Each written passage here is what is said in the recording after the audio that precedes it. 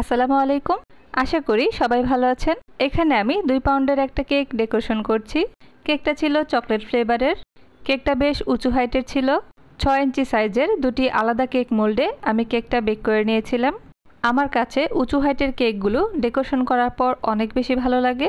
কেকটা আমি 6টি স্লাইস করে ক্রিম ফ্রস্টিং এবং ক্রাম্ব কোটিং করে ফ্রিজিং করে নিয়েছি।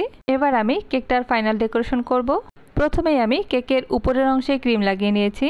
এবার আমি কেকের সাইডের অংশে ব্রেড নাইফের সাহায্যে ক্রিমটা লাগিয়ে নিচ্ছি।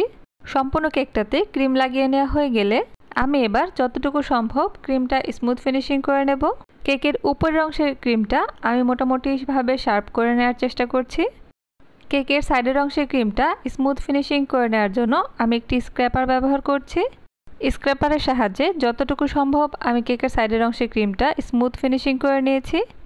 এবার ব্রেড নাইফের সাহায্যে আমি কেকের উপরের অংশের ক্রিমটাও স্মুথ ফিনিশিং করে নিচ্ছি।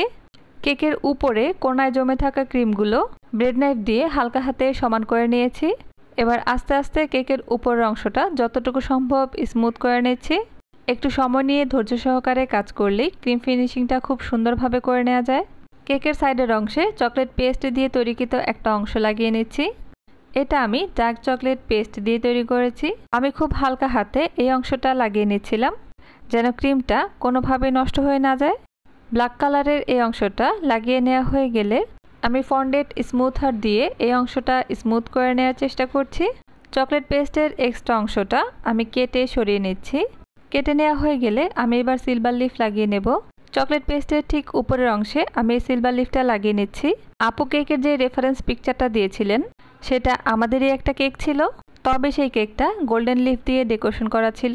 আপু চেঞ্জ করে এই জায়গায় সিলভার লিফ লাগিয়ে দিতে বলেছিলেন।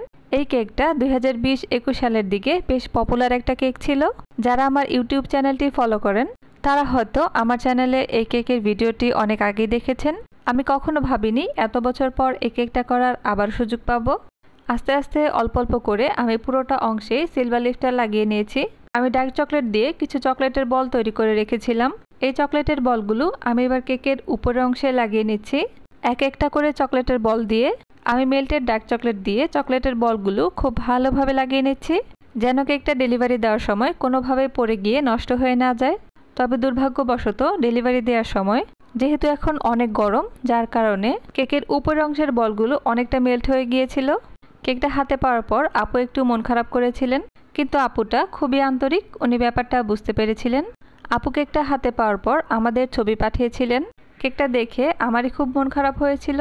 একজন বেকার কতটা কষ্ট করে একটা কেক তৈরি করেন এটা কেবল সেই জানে। আর এই ধরনের কেক হলে তো কথাই নেই।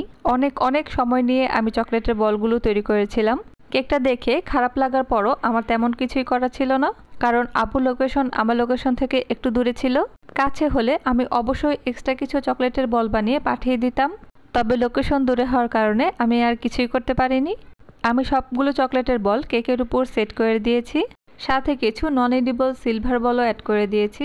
কেকের সাইডের অংশে আমি হোয়াইট কালারের কিছু সুগার বল দিয়েছি, সাথে কিছু সিলভার লিফও অ্যাড করে দিচ্ছি।